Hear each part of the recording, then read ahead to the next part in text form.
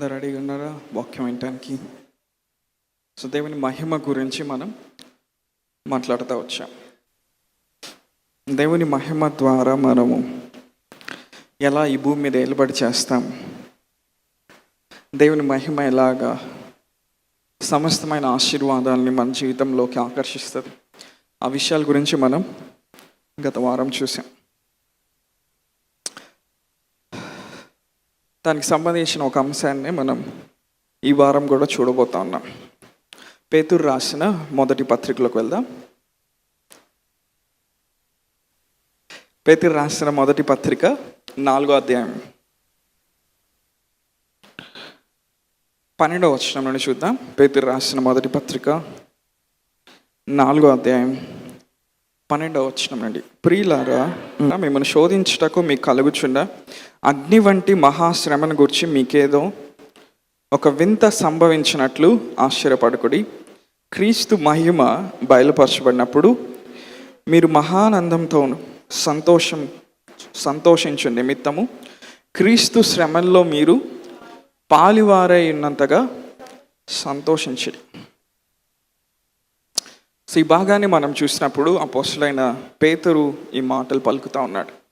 Asia మైనర్లో ఉన్న సంఘాలతో పేతురు ఈ మాటలు మాట్లాడుతూ ఉన్నాడు. సో ఈ సంఘాలు భయంకరమైనటువంటి శ్రమకి అవి లోనవుతూ ఉన్నాయి, పర్సిక్యూషన్కి లోనవుతూ ఉన్నాయి.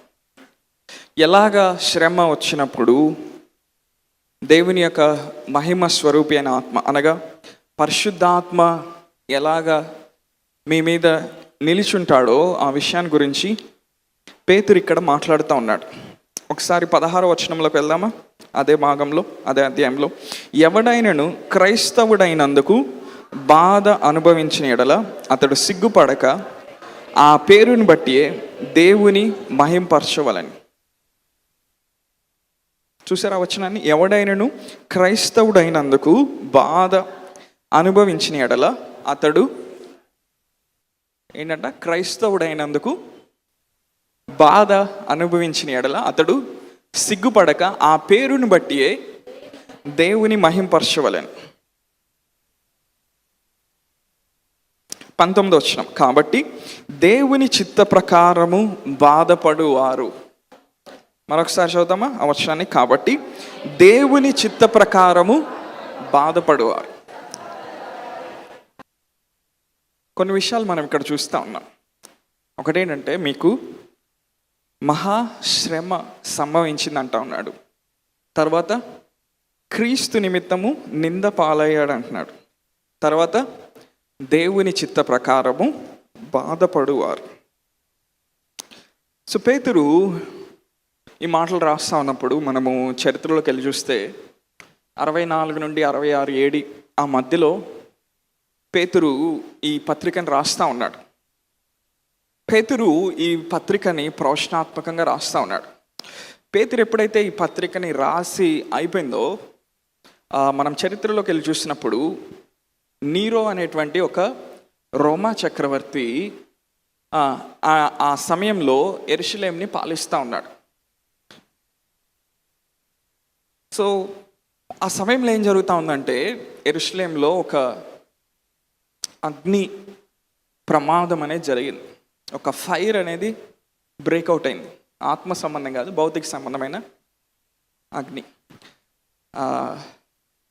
సాధారణంగా చూస్తే నీరో ఏమని అన్నాడంటే, ఇది క్రైస్తవుల వల్లనే ఇది జరిగి ఉండొచ్చు. సో అప్పటి వరకు రోమీలు ఏం చేస్తూ ఉన్నారంటే, యూదుల్ని అన్యుల్ని వీళ్ళ మీద ఏలుబడి చేస్తూ ఉన్నారు కాబట్టి వీళ్ళని టాలరేట్ చేస్తూ వచ్చారు, వీళ్ళని సహిస్తూ వచ్చారు. సో యాక్చువల్గా రోమా ప్రభుత్వం అధికారులకి అనేక మంది క్రైస్తవులుగా మారటం, లేకపోతే యూదులు యేసయ్యని తెలుసుకోవటం వాళ్ళకి ఇష్టం లేదు, అంటే వాళ్ళు మార్పు చెందడం ఇష్టం లేదు. సో అందుకనే రోమా చక్రవర్తులందరూ వాళ్ళందరూ ఏం చేసేవాళ్ళంటే, వాళ్ళు కొంతమంది చాలా భయంకరంగా ప్రవర్తించేవాళ్ళు దేవుని బిడ్డల్ని లేకపోతే విశ్వాసుల్ని భయంకరమైన చిత్రహింసలకి గురి చేస్తూ ఉండేవాళ్ళు. సో ఎప్పుడైతే ఆ ఫైర్ అనేది ఆ ప్రాంతంలో స్టార్ట్ అయిందో, అగ్ని అనేది వచ్చి ఆ పట్టణంలో కొన్ని భాగాలను కాలుస్తూ ఉన్నా, నీరో ఏమన్నాడంటే ఇవి క్రైస్తవులే చేస్తూ ఉన్నారు అని క్రైస్తవుల్ని హింసించి క్రైస్తవుల్ని చెదరగొట్టడం ప్రారంభించాడు. ఆ తర్వాత మీ అందరికీ తెలుసు 70వ ఏడీలో ఏం జరిగింది? రెండోసారి కట్టబడిన యెరూషలేంలో ఉన్న దేవాలయం అనేది కూల్చివేయబడింది. సో టైటస్ అనే ఒక వ్యక్తి వచ్చాడు. టైటస్ అనే వ్యక్తి ఒక గుంపుని వేసుకొని వచ్చి ఒక గుంపుకి నాయకత్వం వహించి ఆ మందిరము కూలిపోయేటట్టు చేశాడు. లోపలున్న దేవుని బిడ్డల్ని కొంతమందిని హింసించి, తర్వాత యెరూషలేంలో ఉన్న దేవుని బిడ్డల్ని కొంతమంది హింసించి, తర్వాత వీళ్ళని అనేక ప్రాంతాలకి చెదరగొట్టడం ప్రారంభించారు. ఆ చెదిరిపోయిన వాళ్ళల్లో కొంతమంది వెళ్ళి ఆసియా మైనర్ ప్రాంతంలో కొన్ని సంఘాలని స్థాపించారు. కానీ వాళ్ళందరూ రక్షణ ఎక్కడ పొందారంటే యెరూషలేంలోనే పొందారు. వాళ్ళు ఎప్పుడైతే శ్రమలు వచ్చినాయో ఆ యెరూషలేంలో ఉన్న సంఘం ఏం చేయబడింది? చెదరగొట్టబడి అది విస్తరించడం ప్రారంభించింది. సో ఇలాంటి మహాశ్రమను వీరు ఎదుర్కొంటా ఉన్నప్పుడు పేతురు ఈ మాటలు రాస్తా ఉన్నాడు. మిమ్మల్ని శోధించుటకు మీకు కలుగుచున్న అగ్ని వంటి మహాశ్రమను గురించి, ఇదిగో ఈ శ్రమ మీకు కలుగుతుంది, అదేదో మీకేదో వింతగా జరిగినట్టు మీరు భావించాల్సిన అవసరం లేదు. క్రీస్తు శ్రమల్లో మీరు పాలిభాగస్తులుగా ఉన్నందుకు సంతోషించండి అని చెప్తా ఉన్నాడు. సాధారణంగా శ్రమల గురించి లేకపోతే వీటి గురించి ఎక్కువ మాట్లాడడం కాబట్టి కొన్నిసార్లు వింటా ఉన్నప్పుడు కూడా వింతగా ఉంటుంది. రెండోది, మనము ఆ రోజుల్లో ఉన్న పరిస్థితుల్లో మనం లేం. రోమా ప్రభుత్వం కింద లేకపోతే రోమా సామ్రాజ్యం కింద వాళ్ళు చేస్తున్న భయంకరమైన పనులు ఈ రోజుల్లో మనం అలాంటివి చూడట్లేదు. సో అందుకని మనకి త్వరగా ఇవి అర్థం కావు. ఇంకా పేతురు ఏమంటున్నాడంటే, ఎవడైనా క్రైస్తవుడైనందుకు బాధ అనుభవించిన ఎడల అతడు సిగ్గుపడక. ఆలోచించారు ఎప్పుడైనా? ఒకవేళ మీరు అన్యుల కుటుంబంలో నుండి యేసుప్రభువుని రక్షకుడిగా అంగీకరించి మీరు దేవుని తెలుసుకుంటే మీ చుట్టూన్న వాళ్ళు ఏమంటారు? భలే తెలుసుకున్నావురా దేవుడిని అనరు. ఏంట్రా తక్కువ కులం వల్ల దేవుడిని తెలుసుకున్నావు, తక్కువ మతం వల్ల దేవుడిని తెలుసుకున్నావు, కొంతమంది విదేశీ మతం పుచ్చుకున్నారు, అవునా?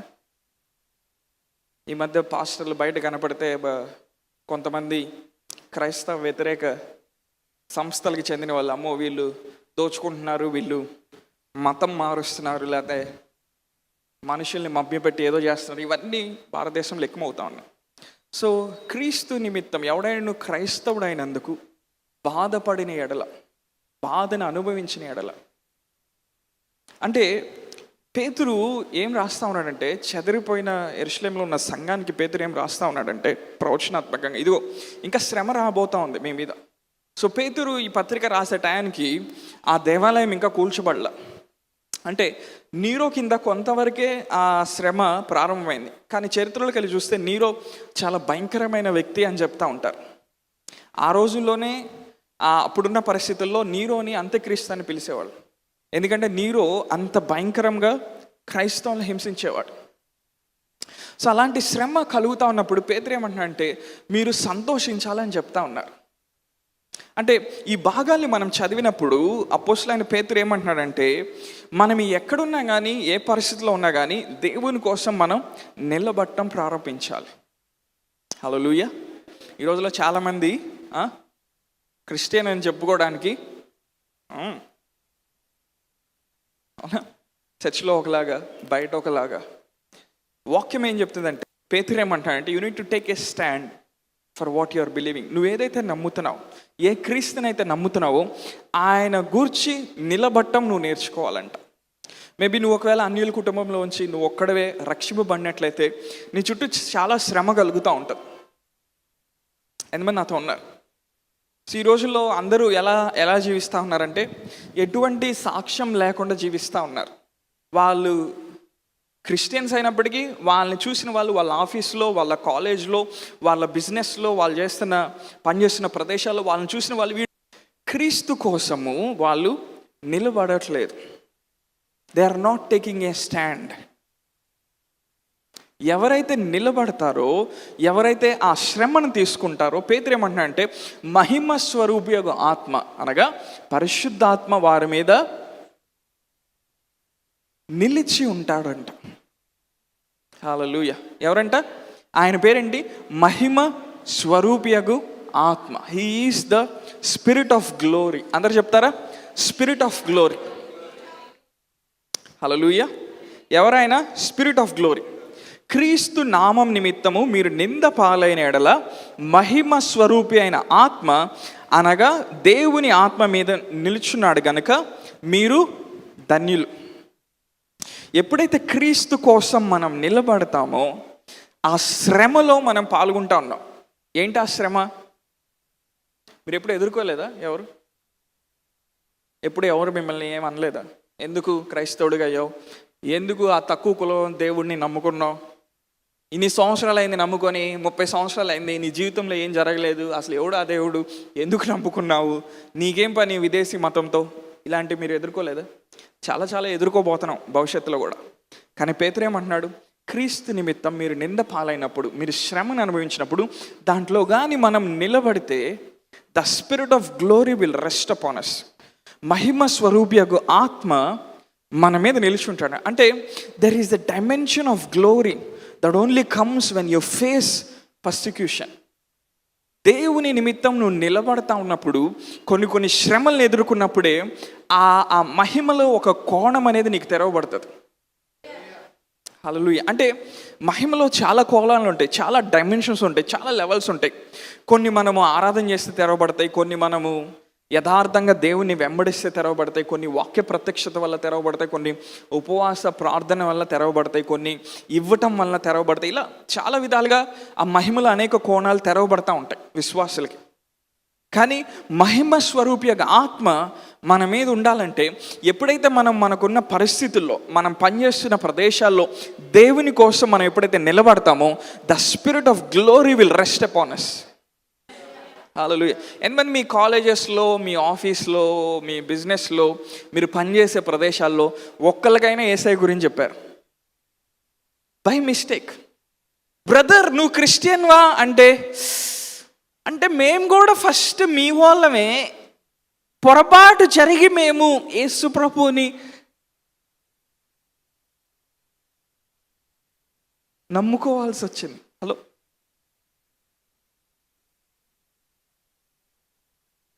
సామెతల గ్రంథంలో ఏముండదంటే, ఒక వ్యక్తి అనారోగ్యం పాలైనప్పుడు అతనిలో ఉన్న ఆత్మ అతన్ని సస్టైన్ చేస్తుందంట. The spirit of a man will sustain him in his infirmity. ఇప్పుడు శ్రమ కలుగుతూ ఉన్నప్పుడు, లేకపోతే నిందలు మనం క్రీస్తు నిమిత్తం పడతా ఉన్నప్పుడు మనం ఏమవుతా ఉన్నాం? బలహీనం అవుతా ఉన్నాం. ఆ బలహీనమైన సమయంలో అంట పేతురు ఏమంటున్నాడు? మహిమ స్వరూపియగా ఆత్మ మన మీద నిలిచి ఉంటాడంట. అంటే ఆ మహిమ స్వరూపియగా ఆత్మ ఆయన ఏం చేస్తా అంటే ఆ పరిస్థితిలో మనం నిలబడేటట్టు చేస్తాడు. ఒకసారి దేవునికి మహిమ చెల్లిద్దామా? ఒకసారి ఆయనకి చప్పట్లు కొట్టి మహిమ చెల్లిద్దామా? Hallelujah. You got to take a stand for your faith. నీ విశ్వాసం బట్టి నువ్వు నిలబట్టం నేర్చుకోవాలి. హలో, నువ్వు పనిచేస్తున్న ప్రదేశంలో, నువ్వు ఉంటున్న కాలేజీకి భలే వెళ్తావు, నీట్గా మంచిగా ట్రిమ్గా రెడీ అయ్యి స్మూత్గా వెళ్తూ ఉంటావు.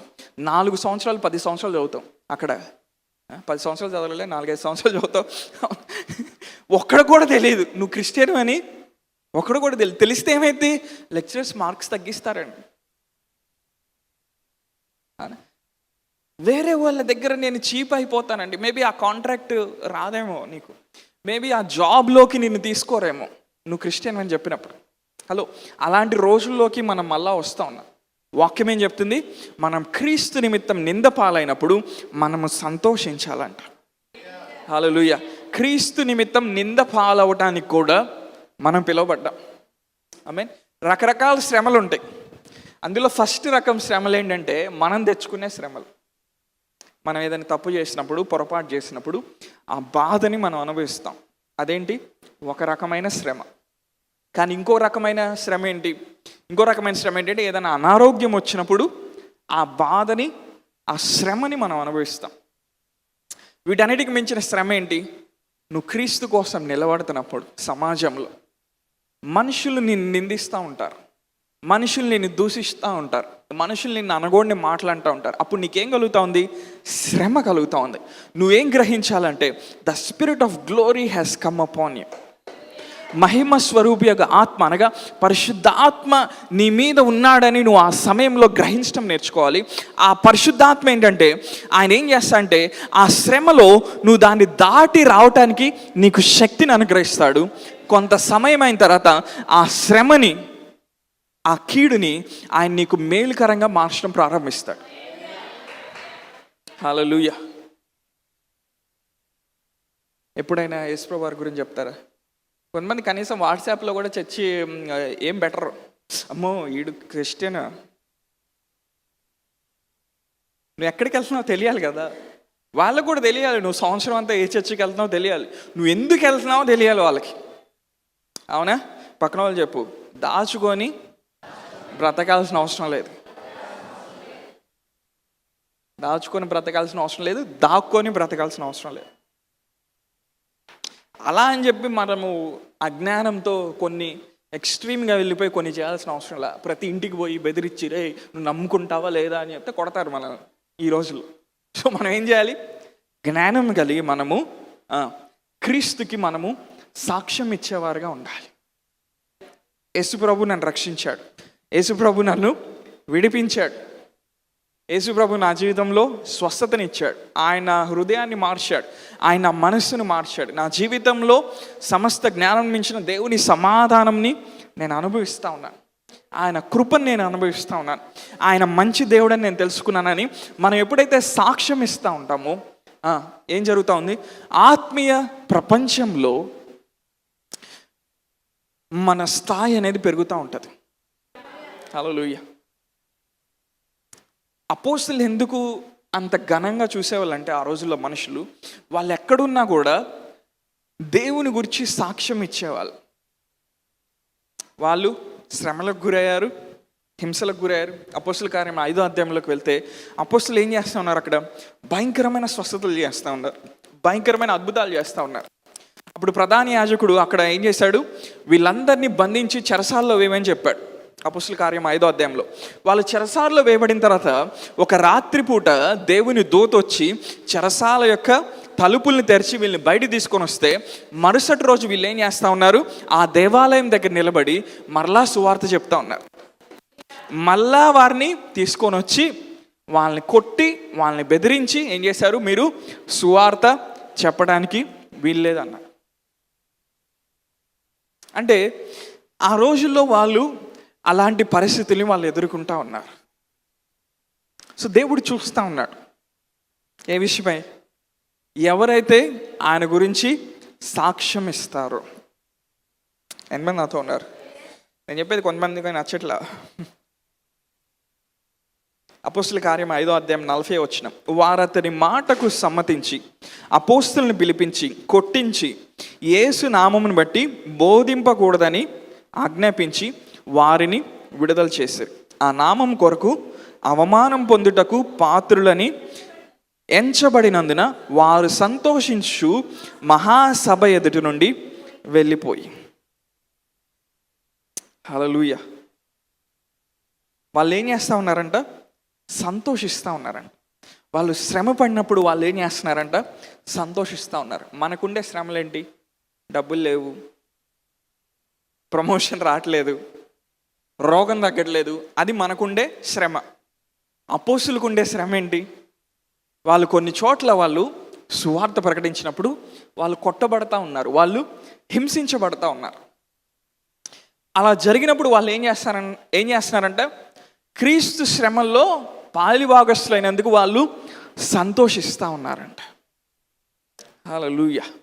మీ పక్కన వాళ్ళు చెప్పు, నువ్వు ఎక్కడున్నా కానీ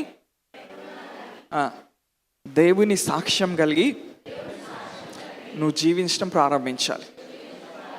దాక్కుని నువ్వు బ్రతకాల్సిన అవసరం లేదు. ఈ బంధువులు దేవుణ్ణి తెలుసుకోలే. ఏరా దేవుని తెలుసుకున్నావు, ఈ తక్కువ దేవుడు ఎందుకు రా నీకు అంటే అది అలా జరిగింది తెలుసుకోకుండా నేను అట్లా ఏదో నా ఫ్రెండ్ పిలిచాడు కాబట్టి చర్చికి అట్లా వెళ్తున్నా. ఆఫీస్లో అందరు లంచం తీసుకుంటా ఉంటారు, నువ్వు క్రిస్టియన్ ఉండి నువ్వు ఇంకా 30% ఎక్కువ తీసుకుంటావు. ఎట్లా ఎట్లా నువ్వు క్రీస్తుకి సాక్ష్యం ఇచ్చేది?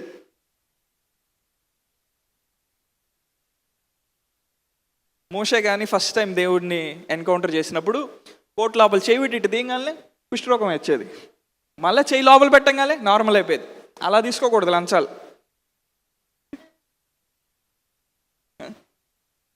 కొన్నిసార్లు మనం పనిచేస్తున్న ప్రదేశంలో ఎవరన్నా మనతో వచ్చి మాట్లాడాలంటే వాడికి చాలా టెక్ ఎక్కువరా,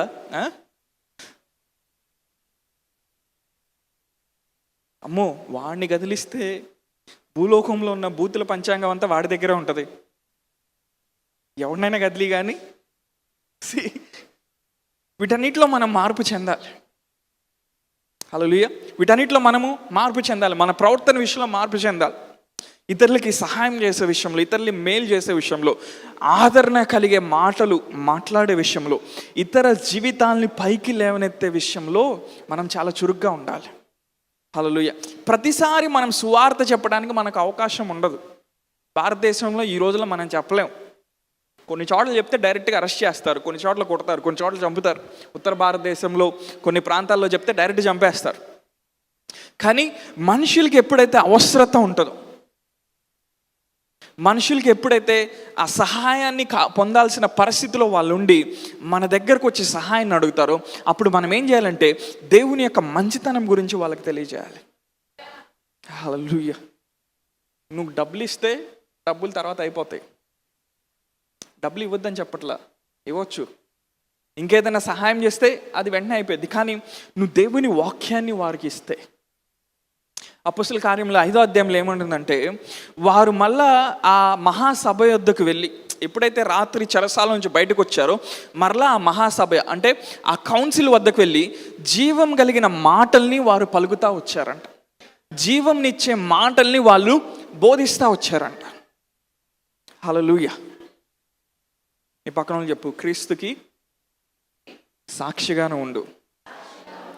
నో సీక్రెట్ లైఫ్.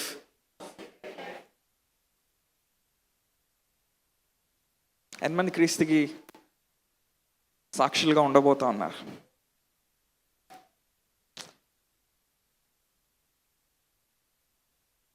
యాకోబు రాసిన పత్రిక 1వ అధ్యాయంలోకి వెళ్దాం.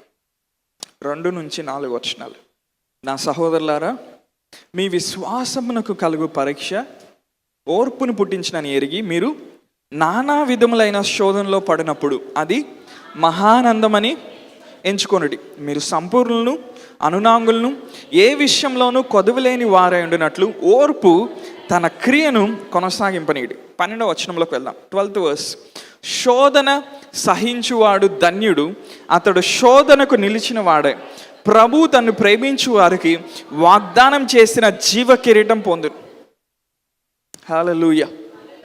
శోధన సహించువాడు ధన్యుడు. అందరూ అది చెప్తారా? శోధన సహించువాడు ధన్యుడు. శోధనలు ఎందుకు వస్తాయి? అదే అధ్యాయంలో యాకోబు ఏమంటాడు? కీడు విషయమై దేవుడు ఎవరిని శోధింపనేరు.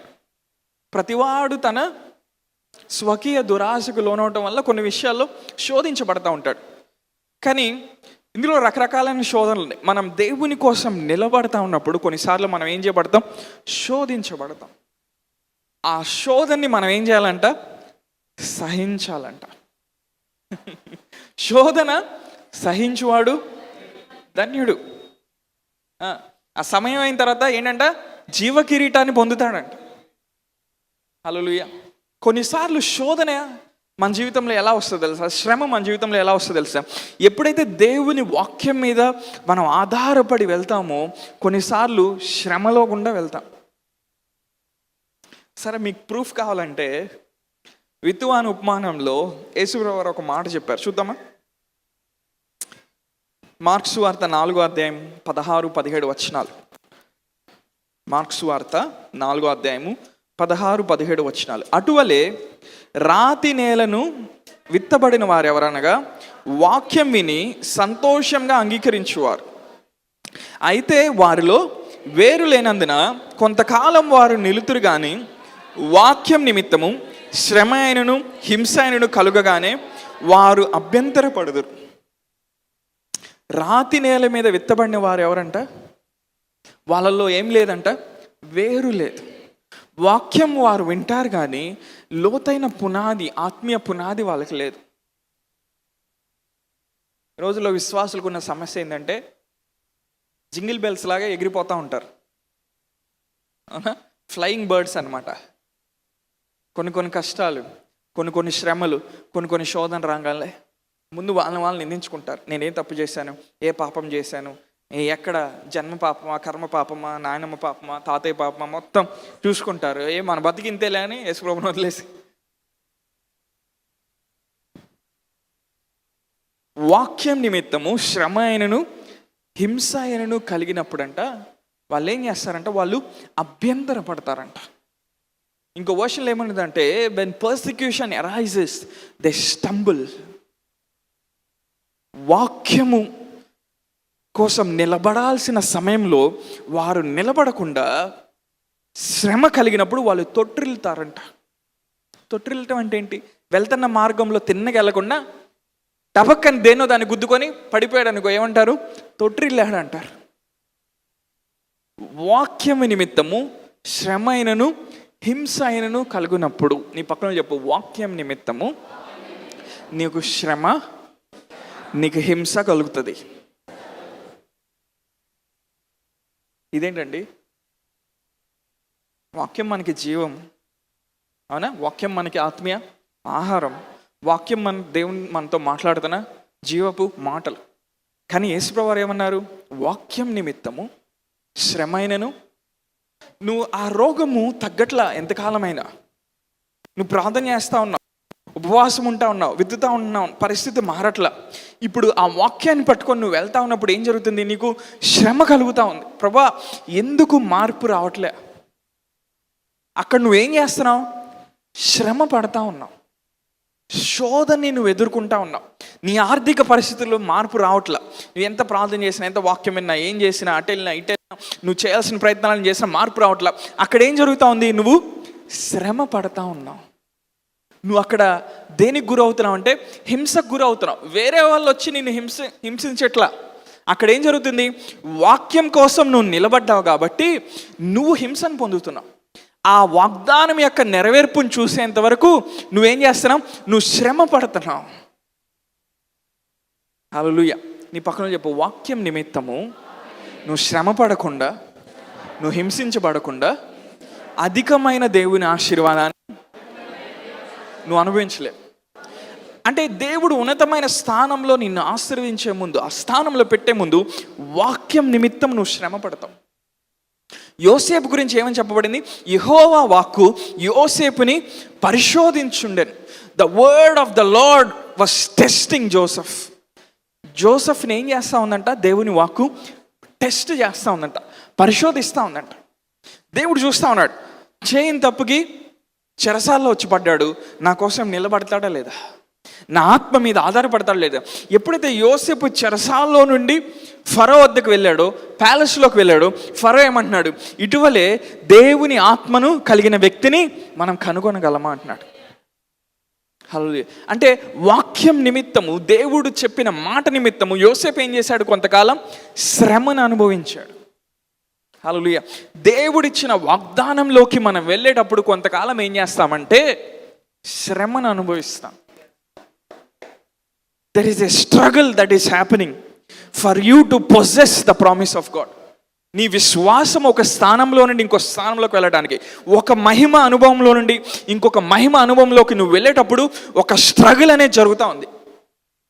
తల్లి గర్భంలోనే ఇద్దరు పోరాడుకుంటూ బయటకు వచ్చారు. ఒకడు ఇంకొకటి కాలు పట్టుకొని బయటకు వచ్చారు. ఇప్పుడు తండ్రి ఏం చేస్తా ఉన్నాడు? ఇస్సాకు ఒకడిని ఆశీర్వించాడు, పెద్ద కొడుక్కి ఏం ఆశీర్వాదం లేదన్నాడు. ఆయన ఏమన్నాడు? ఆ కాడి నీ మెడ మీద నుండి విరిగిపోయినప్పుడు, హల్లెలూయా, ఇప్పుడు ఏశావు ఏం చేస్తున్నాడు? ఆశీర్వాదం తీసుకోవడానికి స్ట్రగుల్ అవుతా ఉన్నాడు, శ్రమ పడతా ఉన్నాడు, హింస అనుభవిస్తూ ఉన్నాడు. మీరు చరిత్రలోకి వెళ్ళి చూస్తే ఏశావు కూడా ఆశ్రయించబడ్డాడు. ఏశావు కూడా చాలా కట్టించాడు. ఏశావు కూడా చాలా కొనుక్కున్నాడు. ఎందుకంటే అతనికి తెలుసు శ్రమపడి ఎలా దాన్ని తీసుకోవాలో తెలుసు. దేవుని రాజ్యము బాప్తిస్మిచ్చి యోహాను దినముల నుండి బలత్కరించబడతా ఉంది. బలత్కారులు దేవుని రాజ్యాన్ని స్వతంత్రించుకుంటారు. హల్లెలూయా. కొన్నిసార్లు నువ్వు ఆ బలత్కరించే విశ్వాసం కలిగి ఉన్నప్పుడు నువ్వు శ్రమ పడతా ఉంటావు, వాగ్దానాన్ని చూస్తూ ఉంటావు, ఏం జరగట్లా, ఆర్థిక పరిస్థితి మారట్లా, దేహంలో స్వస్థత రావట్లా, కుటుంబంలో పరిస్థితులు మారట్లా, అయినా నువ్వు ప్రార్థన చేస్తూనే ఉంటావు, నువ్వు విత్తుతానే ఉంటావు, ఉపవాసం ఉంటానే ఉంటావు, దేవుని వెతుకుతానే ఉంటావు. అప్పుడు ఏం జరుగుతుంది తెలుసా? నువ్వు ఒంటరిగా లేవు. The spirit of glory has come upon you. మహిమ కలిగిన ఆత్మ నీ మీద నిలిచున్నాడని నువ్వు గ్రహించాలి. ఆ మహిమ కలిగిన ఆత్మ నిన్న ఆ పరిస్థితిలో ఆయన సస్టైన్ చేస్తాడు. నీ స్ట్రెంగ్త్ ఎక్కడి నుంచి వస్తుంది తెలుసా? ఆ శ్రమలో మహిమ కలిగిన ఆత్మ నీ మీద ఉన్నప్పుడు వస్తుంది. ఆ ఆత్మ ఏం చేస్తాడంటే నిన్ను బలపరిచి నీ అంతరంగంలో నీకు శక్తిని అనుగ్రహిస్తాడు. ఎప్పుడైతే నీ అంతరంగ పురుషుడిలో శక్తిని అనుగ్రహిస్తాడో ఇంకా మనుషులు ఎన్ని మాటలన్నా నువ్వు ఫ్రీగా తీసుకోగలుగుతావు. ఇట్స్ ఓకే, పర్లేదు. అప్పటి వరకు నువ్వు ఎలా ఉన్నావు? అభ్యంతరపడే స్థితిలో ఉన్నావు, నొచ్చుకునే స్థితిలో ఉన్నావు, బాధపడుతున్న స్థితిలో ఉన్నావు, వాళ్ళ మీద ఎలా అయినా రివెంజ్ తీసుకోవాలనే స్థితిలో ఉన్నావు. కానీ మహిమ కలిగిన ఆత్మ నీ మీద నిలిచున్నప్పుడు, అంటే ఇక్కడ ఏం జరుగుతూ ఉంది? వాక్యం నిమిత్తము శ్రమ కలుగుతూ ఉంది. కొన్నిసార్లు దేవుడిని చేసిన వాగ్దానం ఒక చోట ఉంటుంది, మన జీవితం ఇంకో చోట ఉంటుంది. ఆ వాగ్దానంలోకి నడవటానికి మనం ఏం చేస్తూ ఉంటాం? ప్రయత్నం చేస్తూ ఉంటాం. ఆ ప్రయత్నాల్లో మనకేం కలుగుతుంది? శ్రమ కలుగుతుంది. ఇశ్రాయేలీలు అరణ్యంలో నుండి ఐగుప్తు నుంచి బయటకు వచ్చారు. అరణ్యంలో గుండా వాళ్ళు వెళ్తూ ఉన్నప్పుడు, వాగ్దాన భూమి వైపు వాళ్ళు వెళ్తూ ఉన్నప్పుడు వాళ్ళకేం కలుగుతూ ఉంది? శ్రమ కలుగుతూ ఉంది. ఆ శ్రమ ఏం చేస్తుందంటే ఓర్పుని తీసుకొని వస్తుందంట, పేషెన్స్ని తీసుకొని వస్తుందంట. ఆ ఓర్పు ఏం చేస్తుందంటే దేవుని యొక్క గుణాలన్నిటినీ మన లోపల కడతా ఉంటుంది. అందుకే దేవుడు క్విక్ ఫిక్స్ బ్లెస్సింగ్స్ ఇవ్వడు తొందరగా. కొన్ని ప్రాసెస్లో కూడా వెళ్తాయి. నీ పక్కన వాళ్ళు చెప్పు, కొన్ని ఆ ప్రాసెస్లో కూడా వెళ్తాయి. ఇరుకు మార్గము కొన్నిసార్లు ఇరుగ్గా ఉంటుంది, చాలా ఉండదు. కొన్నిసార్లు బాధ వేస్తుంది. ఏంటి ఇంకా స్వస్థత రావట్లేదు, ఏంటి ఇంకా ప్రమోషన్ రావట్లేదు. ప్రభా I claim promotion, I claim. రేపొద్దున కల్లా అన్ని బద్దలైపోయి నాకు ఎట్లయినా ప్రమోషన్ ఇవ్వాలి ప్రభా. నువ్వు వెయిట్ చేస్తూ ఉంటావు. 1 సంవత్సరం అయినా ఏం జరగదు కొన్నిసార్లు. You need to know spirit of glory నీ మీద ఉంది. ఆ మహిమ స్వరూపి యొక్క ఆత్మ, మహిమ కలిగిన ఆత్మ నిన్న ఆ పరిస్థితుల్లో నిలబెడతా ఉంది. మనము శ్రమ పడతా ఉన్నాం. హల్లెలూయా. పౌలు ఇంకో చోట ఏమంటాడు? ఈ గుడారంలోకి, ఈ మర్త్యమైన గుడారము అమర్త్యతను ధరించుకునే విషయంలో ఈ గుడారం అంట మూలుగుతూ ఉందంట. అంటే అక్కడ ఏం జరుగుతూ ఉంది? శ్రమ కలుగుతూ ఉంది. అక్కడ ఏం కలుగుతూ ఉంది? హింస కలుగుతూ ఉంది. శ్రమ ఏం చేస్తుందంటే, నేను చెప్తాను జాగ్రత్తగా, శ్రమ ఏం చేస్తుందంటే నువ్వు వాక్యం నిమిత్తం వాగ్దానం చూడటానికి నువ్వు శ్రమ పడినప్పుడు ఆ శ్రమ ఏం చేస్తుందంటే నీ ఆత్మీయ కండరాల్ని, నరాల్ని బలపరుస్తుంది. హల్లెలూయా. జిమ్కి వెళ్ళి బరువులు ఎత్తుతూ ఉన్నప్పుడు ఏం జరుగుతూ ఉంటాయి? కండరాలు, నరాలు, అవునా? వాళ్ళు శ్రమ పడ్డారు. శ్రమపడి వాళ్ళు ఏం చేశారు? ఆ మజిల్స్ని వాళ్ళు స్ట్రెయిన్ చేశారు. అలానే వాక్యం నిమిత్తము, వాగ్దానం నిమిత్తం మనం పోరాడుతున్నప్పుడు ఇప్పుడు ఏం జరుగుతుంది? ఆత్మీయంగా మన కండరాలకి బలం వస్తూ ఉంది, మన నరాలకి బలం వస్తూ ఉంది. హల్లెలూయా. ఆత్మీయంగా మన ర్యాంకింగ్ పెరుగుతూ ఉంది. ఆ ఓర్పు కలిగి మనము ఆ వాగ్దానాన్ని పట్టుకోవడానికి మనం వెళ్తూ ఉన్నాం. ఆ ఓర్పు కలుగుతూ ఉన్న సమయంలో ప్రతి దైవికమైన గుణాన్ని దేవుడు మన లోపల కడతా ఉంటాడు. కొన్నిసార్లు మనకి క్షమించే గుణం ఉండదు. ఇప్పుడు ఈ శ్రమలో గుండా వెళ్ళినప్పుడు ఆ పర్లేదురా ఎవరినైనా క్షమిద్దామంటావు. ఎందుకని? ఆల్రెడీ నువ్వు లోపల శ్రమను అనుభవిస్తూ ఉన్నావు. ఇప్పుడు నీకు బాగా కోపం వచ్చిందండి, మీ ఆఫీస్లోనూ నువ్వు ఎక్కడ పని చేస్తూ ఉంటే కొలింగ్ మీద బాగా కోపం వచ్చింది, తిట్టేసావు, కొట్టడానికి మీదకి వెళ్ళావు. అదే టైంలో నీకు కానీ భయంకరమైన కడుపులు నొప్పి ఉంటే ఆడిని కొట్టడానికి వెళ్తావా? వాడిని తిట్టడానికి వెళ్తావా? ఎందుకని? ఆల్రెడీ నువ్వు శ్రమ పడుతున్నావు.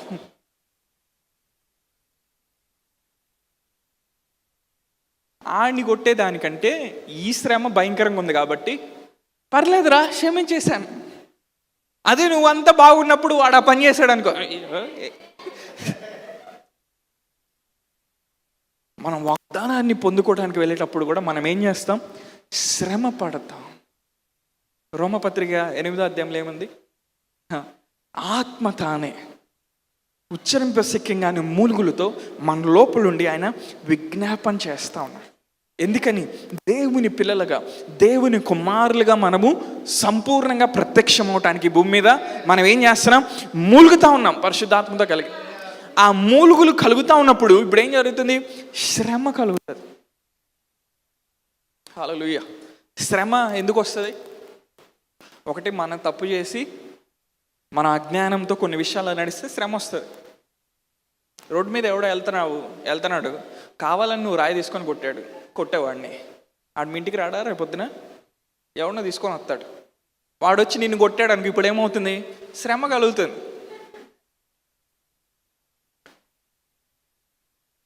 ఆఫీస్లో ఏదో టాస్క్ ఇచ్చారు, ఏదో ప్రాజెక్ట్ ఇచ్చారు, నువ్వు సబ్మిట్ చేయలే దాన్ని. ఇప్పుడు మీ బాస్ వచ్చి నిన్ను అడుగుతా ఉన్నప్పుడు నీకేం కలుగుతుంది? ఎందుకు చేయలేదు ఈ పని అని అడిగినప్పుడు నీకేం కలుగుతుంది?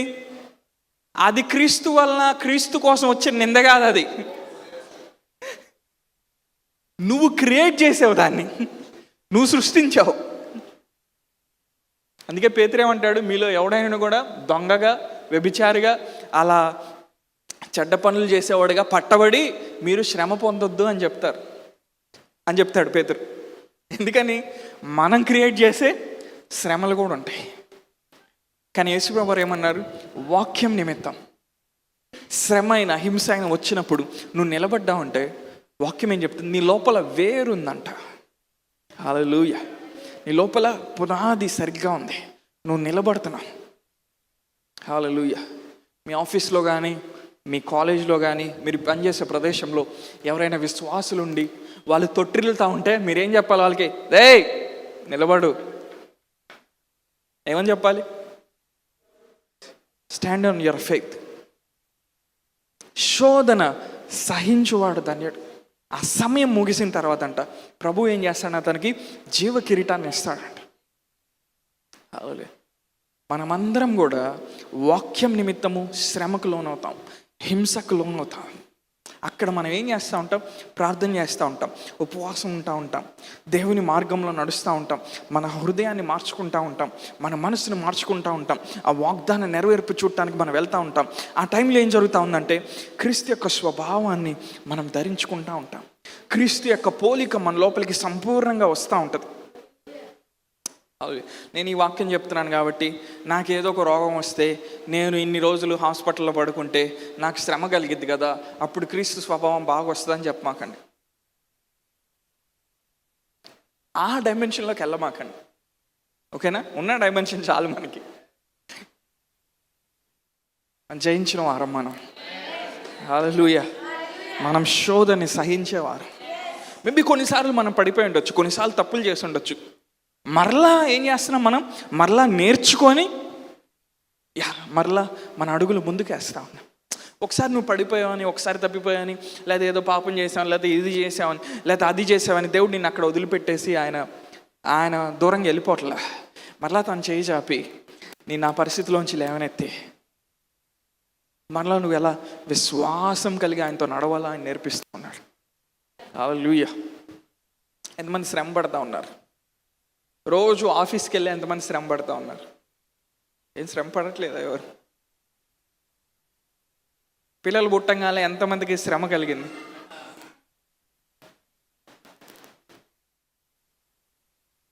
ఎంతమంది నాతో ఉన్నారు? ఒకసారి రోమపత్రిక 8వ అధ్యాయంలోకి వెళ్దామా?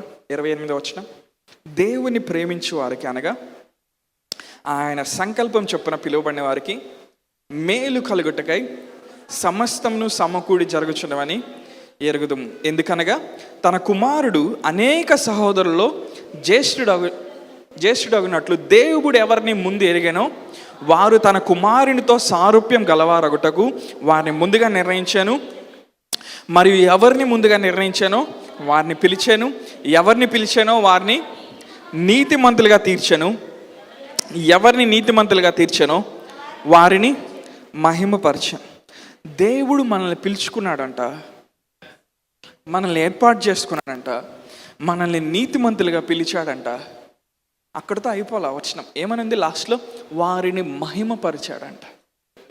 హల్లెలూయా. గాడ్ హ్యాస్ ఆల్రెడీ గ్లోరిఫైడ్ అస్. అంటే ఒక గ్లోరిఫైడ్ లైఫ్ని మనం ఇక్కడ జీవించవచ్చు. మనం శ్రమలో గుండా వెళ్తా ఉన్నప్పుడు మనం ఏం గ్రహించాలంటే, దేవుని ఆత్మ మన మీద నిలిచున్నదని మనం గ్రహించాలి. ఈ శ్రమని మనం దాటిన తర్వాత, ఈ శోధని దాటిన తర్వాత దేవుడిచ్చే బహుమానాన్ని మనం ఆత్మీయంగా భౌతికంగా కూడా పొందుతున్నామన్న ఆ సత్యాన్ని మనం గ్రహించాలి. హల్లెలూయా. ఎంతమంది జీవితంలో కష్టమైన పోరాటాల్లో గుండా వెళ్ళారు? ఎప్పుడైనా వెళ్ళారా? అది దాటి వచ్చిన తర్వాత మీకేమనిపించింది? మీరు బలవంతులుగా బయటకు వచ్చారు, విశ్వాసంలో పరిపక్వత చెందిన వారుగా బయటకు వచ్చారు, ఓర్పు సహనంలో మీరు కట్టబడ్డారు, క్రీస్తు స్వభావము మీ లోపల కట్టబడింది. ఆ పరిస్థితిలో హల్లెలూయా. మనకి శ్రమ, వాక్యం నిమిత్తం శ్రమ ఎందుకు కలుగుతుందంటే, మన స్వభావము క్రీస్తు యొక్క స్వభావంగా మార్చబడటానికి, క్రీస్తు యొక్క పోలిక మనలో కనబడటానికి, ఆయన యొక్క పరిశుద్ధత, ఆయన యొక్క నీతి, ఆయన యొక్క యథార్థత, ఆయన యొక్క మంచితనం, ఆయన యొక్క ప్రేమ, ఆయన యొక్క దయాళత్వం, ఆయన యొక్క సాత్వికం, ఆయన యొక్క విశ్వాసం, ఆయన యొక్క ఆశానిగ్రహం అన్నీ మన లోపల కట్టబడటానికి వాక్యం నిమిత్తం మనం శ్రమలో గుండా వెళ్తూ ఉంటాం. హల్లెలూయా. సహోదరులారా, మీరు అనేకమైన శోధనలో గుండా మీరు వెళ్తూ ఉన్నప్పుడు అది మహానందమని మీరు ఎంచుకోవాలంట. Consider it pure joy. You need to consider it. నువ్వు ఎందుకు కన్సిడర్ చేస్తున్నావు? శ్రమలో గుండా నేను వెళ్తున్నానండి, అది మహానందమని నేను ఎందుకు ఎంచుకోవాలి? శ్రమలో గుండా వెళ్తున్నప్పుడు ఫస్ట్ దాన్ని స్టడీ చేయాలి. ఎందుకు వచ్చింది ఈ శ్రమ? నేను చేసిన తప్పు వల్ల వచ్చిందా? లేకపోతే ఈ పరిస్థితిలో నేను వాక్యాన్ని పట్టుకొని నిలబడుతున్నాను, నా విడుదల చూడటానికి నేను నిలబడుతున్నాను, సక్సెస్ చూడటానికి నేను నిలబడతా ఉన్నాను, దేవుడు వాగ్దానం చేసింది చూడటానికి నేను నిలబడుతున్నాను. నీకు శ్రమ కలిగిందా? నువ్వు శోధన ఎదుర్కొన్నావా? అప్పుడు నువ్వేం చేయాలంట? మహానందంగా నువ్వు ఎంచుకోవాలంట. Because the spirit of glory rests upon you. Hallelujah. యోబు జీవితాన్ని మనం చూసినప్పుడు శ్రమలన్నీ ముగించబడిన తర్వాత వాక్యంలో ఏముంటుంది? రెండంతలుగా దేవుడు ఆశ్రయించాడు.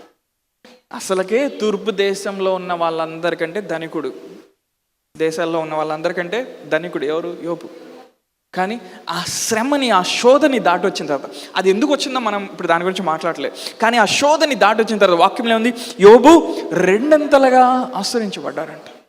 కొన్నిసార్లు ఉన్నతమైన ఆశీర్వాదంలోకి నడిచే ముందు మనకి శ్రమ కలుగుతూ ఉంటుంది. ఎందుకని? దేవుని వాక్యము మనల్ని పరీక్షిస్తూ ఉంటుంది. ఈ టైంలో వీడు వాక్యాన్ని పట్టుకొని నిలబడగలుగుతాడా? ఈ టైంలో కూడా వాగ్దానాన్ని ఎత్తిపట్టి మాట్లాడగలుగుతాడా? ఈ టైంలో కూడా దేవుని మీద విశ్వాసం ఉంచగలుగుతాడా? నువ్వు శోధన సహిస్తే జీవ కిరీటాన్ని నువ్వు పొందుతావు. అది ప్రతిసారి నువ్వు శోధన సహించిన ప్రతిసారి పరలోకంలో నీ ర్యాంకింగ్స్ పెరుగుతూ ఉంటాయి, నీ బహుమానాలు పెరుగుతూ ఉంటాయి. దేవుడు ఏం చూడట్లేదు అనుకో మాకు. నువ్వు వాక్యం నిమిత్తం నిలబడ్డావా? మేబీ నువ్వు ఉంటున్న ఆఫీస్లో నువ్వు ఒక్కడవే దేవుని తెలుసుకున్న వ్యక్తి, అందరు నిన్ను అవమానిస్తున్నారా, నానా మాటలు అంటున్నారా? శోధన సహించువాడు ధన్యుడు. There is a reward for you. ఆత్మీయ ప్రపంచం నేను చూస్తూ ఉంది, పరిశుద్ధులు నేను చూస్తూ ఉన్నారు, దేవదూతలు నేను చూస్తూ ఉన్నారు, తండ్రి అనే దేవుడు నేను చూస్తూ ఉన్నాడు. స్టెఫెన్ హింసించబడతా ఉన్నప్పుడు ఎవరు చూస్తూ ఉన్నారు? యేసయ్య చూస్తూ ఉన్నాడు. స్టెఫెన్ ఎప్పుడైతే తన ఆత్మను అప్పగించి పైకి వెళ్తూ ఉన్నాడు, యేసుప్రభువు ఏం చేస్తూ ఉన్నాడు? ఆయన లేచి నిలబడి రిసీవ్ చేసుకుంటా ఉన్నాడు. హల్లెలూయా. నీ పక్కన చెప్పు, నువ్వు ఉంటున్న ప్రదేశంలో, నువ్వు పనిచేస్తున్న ప్రదేశంలో దేవునికి నువ్వు సాక్షిగా నిలబడాలి. చెప్పాలి, మనం వాళ్ళతో చెప్పాలి, ప్రభు దేవుడు పరిస్థితుల్లోంచి బయటకు తీసుకొస్తాడు, దేవుడు నీ ఆర్థిక పరిస్థితిని మారుస్తాడు, దేవుడు నీకు మంచి ఆరోగ్యాన్ని ఇస్తాడు, దేవుడు నీకు కృప చూపిస్తాడు, దేవుడు నీకు సమాధానం అనుగ్రహిస్తాడు, దేవుడు మీ కుటుంబంలో ఐక్యతను తీసుకొని వస్తాడు. మనం ఏం చేయాలి? మనము సాక్ష్యం ఇవ్వాలి. మనము సాక్ష్యం ఇవ్వాలి. మనం ఏం సాక్ష్యం ఇస్తాం? గాజులు కొనుక్కున్నాను, చాలా తక్కువ రేటుకి వచ్చినాయి మాయాబజార్లో గాజులు అమ్మర్లే బేసిక్, సారీ, అవునా, టమాటాల ధరలు పెరిగినాయి, ఇంకొద్దులే, నేను డీప్కి వెళ్ళాను అందులో. మనం క్రీస్తుని గురించి మనం ఏం చేయాలి? మనం సాక్ష్యం ఇవ్వాలి. దేవుడు అలాంటి వాళ్ళ కోసం చూస్తూ ఉన్నాడు. హల్లెలూయా. అందరు నాతో చెప్పాలి, మనం ఏం చేయాలంట? క్రీస్తుని గురించి మనం సాక్ష్యం ఇవ్వాలంట. అలాంటి టైంలో కూడా మనకి శ్రమ కలుగుతుంది. కలుగుతుందా?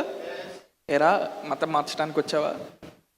ఏరా తక్కువ కులపు దేవుడిని నాకు కూడా పరిచయం చేయడానికి వచ్చావా? పర్లేదు. కొంతమంది అసలు ఏమీ తీసుకోలేరు. ఇంకో మంచి రెవల్యూషన్ చెప్పమంటారా? నువ్వు ఆశ్రయించబడేటప్పుడు కూడా శ్రమ కలుగుతుంది నీకు. మంచి ప్రమోషన్ వచ్చి పొద్దున్నే మంచి కారు కొన్నావు అనుకో, మీ బంధువులు ఏమంటారు తెలుసా? చూసారా ఎట్లా కనెక్ట్ అవుతున్నారు నాతో? శ్రమ కలుగుతుంది. ఇప్పుడు నువ్వేం చెప్పాలి? దేవుని కృప, దేవుడు ఆశ్రయించాడని చెప్పాలి. అరే అదేం లేదురా, నేను బై మిస్టేక్ అట్లా వచ్చింది. అవసరంలా. ఈ వాక్యం ఎందుకు చెప్తాను తెలుసా?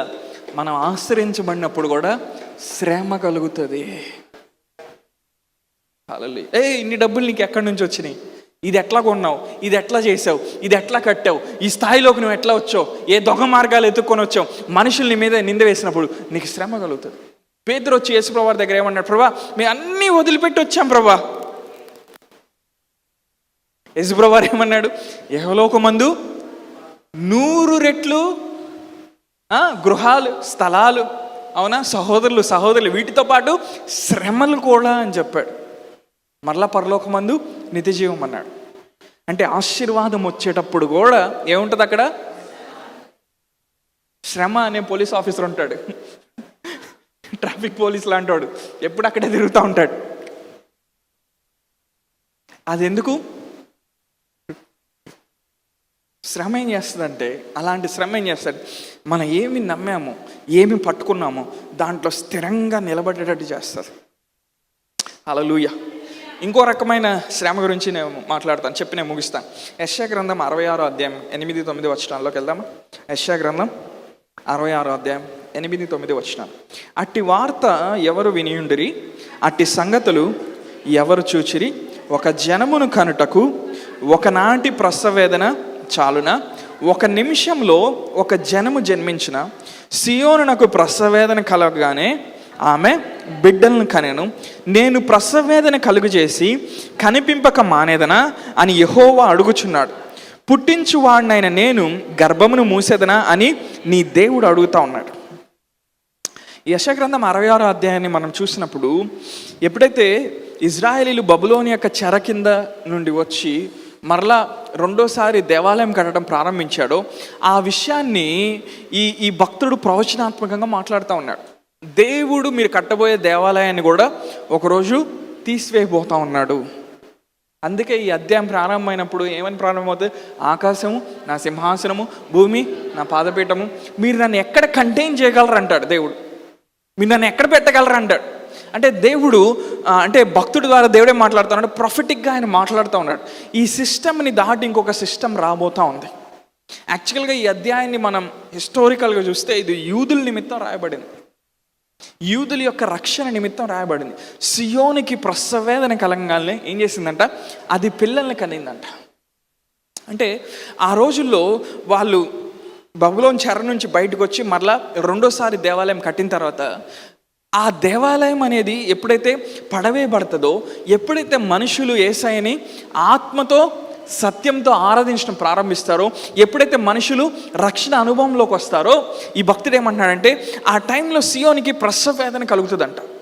ఆ ప్రసవేదన కలిగినప్పుడు అనేక మంది యూదులు, అనేక మంది అన్యులు రక్షణలోకి వస్తారు. హల్లెలూయా. ఒక సంఘంగా మనం ఎదగటానికి మనకేం కలుగుతుంది? ప్రసవేదన కలుగుతుంది. అదొక శ్రమ. అది కలిగినప్పుడు మనం గుర్తుపెట్టుకోవాలి ఏంటి? మహిమ స్వరూపి యొక్క ఆత్మ మన మీద నిలిచున్నాడు. హల్లెలూయా. ఇంకా దేవుడు స్పష్టంగా ఏం మాట్లాడుతూ ఉన్నాడు ఇక్కడ? నేను ప్రసవేదన కలుగజేసి కనిపింపక మానేదనా, పుట్టించువాడనైన నేను గర్భమును మూసేదనా అని నీ దేవుడు అడుగుచున్నాడు. హల్లెలూయా. దేవుడు ఏమని అడుగుతా ఉన్నాడంట? నేను ప్రసవేదన కలుగజేసి కనిపింపక మానేదనా. మనం ఎప్పుడైతే ఎక్స్పాండ్ అవ్వాలనుకుంటామో, ఎప్పుడైతే గ్రో అవ్వాలనుకుంటున్నామో, మనలో ఉన్న పరిశుద్ధాత్మ ఏం చేస్తా ఉన్నాడు? ఉచ్చరింప శక్యం కానీ మూలుగులతో ఆయన విజ్ఞాపన చేస్తా ఉన్నాడు. హల్లెలూయా. దేవుడు ఏమంటున్నాడు? అలాంటి ప్రసవేదన మీ మీద వచ్చిన తర్వాత పిల్లలు పుట్టకుండా నేను ఆపేస్తానా అని దేవుడు అడుగుతా ఉన్నాడు. కనిపించకుండా అంటే మీరు కనేటట్టు చేయకుండా నేను ఆపుతానా నా కార్యాన్ని? There is a persecution. ఒక శ్రమ ఉంది, ఒక శోధన ఉంది. అదేంటంటే ఆయన వాగ్దానాలు పట్టుకోవడానికి నువ్వు ప్రసవేదన పడినప్పుడు, ప్రభా నా విశ్వాసంలో ఈ స్థాయి నుండి ఉన్నతమైన స్థానంలోకి రావాలి, నా జీవితంలో నీ కృప ద్వారా ఉన్నతమైన స్థాయిలోకి రావాలని నువ్వు ప్రసవేదన ఎప్పుడైతే చెందుతా ఉంటావో, దేవుడు ఏమంటున్నాడు? నేను అక్కడ దాకా తీసుకొచ్చి ఫలం చూడకుండా ఆపేస్తాను అనుకుంటున్నావా? లేదు. You're groaning. మూలుగుతా ఉన్నావు. పరిశుద్ధాత్మతో నువ్వేం చేస్తా ఉన్నావు? మూలుగుతా ఉన్నావు. ఈ ప్రవక్త ఇంకా ఏం రాస్తా ఉన్నాడు? సియోనికి ప్రసవేదన కలిగినప్పుడు అంట అది పిల్లలకి అందంట. హల్లెలూయా. సంఘానికి ప్రసవేదన కలిగినప్పుడు ఏమవుతుంది? ఆత్మల్ని మనం కంట మొదలు పెడతాం. హల్లెలూయా. మనం ఎక్కడికి వెళ్ళి సాక్ష్యం చెప్పినా వాళ్ళ దేవుని దగ్గర రావడం మొదలు పెడతాం. మన ఆఫీసులో, మన స్కూల్లో, మన కాలేజీలో, అవునా, మనం పనిచేసే ప్రదేశంలో ఎక్కడ మనం క్రీస్తు గురించి చెప్పడం మొదలేసిన ఆ విత్తనం వాళ్ళ లోపల పడి ఆ విత్తనం అది మొలకెత్తే టైం వస్తుంది. ఎందుకని? మనం ఆల్రెడీ ప్రసవేదన చెందాము, చెందుతున్నాము. హల్లెలూయా. మనం గ్రో అవ్వాలంటే ప్రసవేదన పడాలి.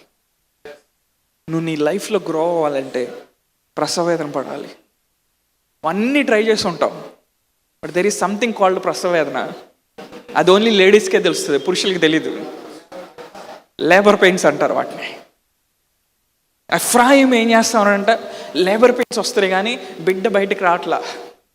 Baby is not coming, but Ephraim is having labour pains.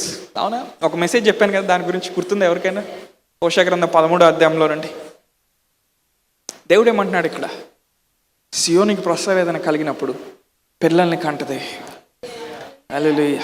పరిశుద్ధాత్మ మనలో నుండి ఆయన మూలుగుతూ ఉంటాడు.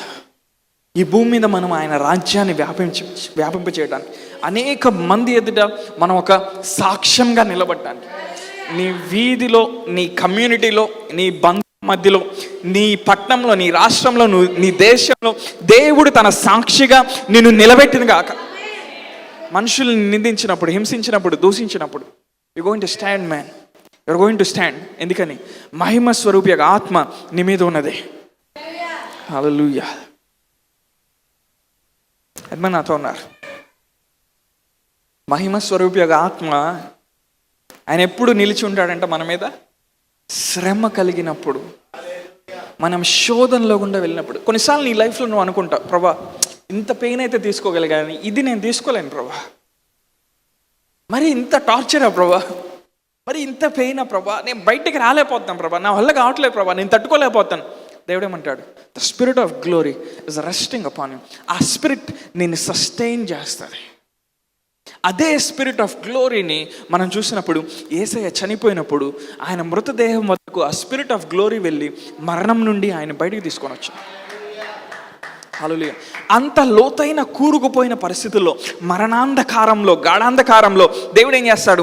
తన మహిమ కలిగిన ఆత్మని మన మీద కుమ్మరిస్తాడు. హల్లెలూయా. అందుకనే మనకు మంచి భవిష్యత్తు ఉంది. శ్రమ కలగదని నేను చెప్పట్లా, హింస రాదని నేను చెప్పట్లా.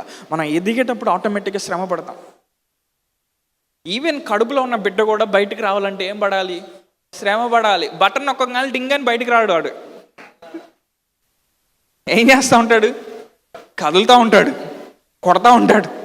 కోడి పిల్ల గుడ్లోంచి బయటికి రావాలంటే ఏం చేస్తుంది? కొడతా ఉంటుంది, పెంకుని కొడతా ఉంటుంది. అంటే శ్రమ ఏం చేస్తుంది? మనం ఎదిగేటట్టు చేస్తాం. కానీ ఆ శ్రమ మన అజ్ఞానం వలన, మన తప్పు వలన వచ్చింది కాదు. వాక్యం నిమిత్తం, వాగ్దానం చూడటానికి మనం నిలబడ్డాం కాబట్టి మహిమ స్వరూపి యొక్క ఆత్మ మన మీద నిల్చున్నాడు. లేచి నిలబడదాం, ఒకసారి కళ్ళు మూసుకుందాం, దేవునికి థ్యాంక్స్ చెప్దాం.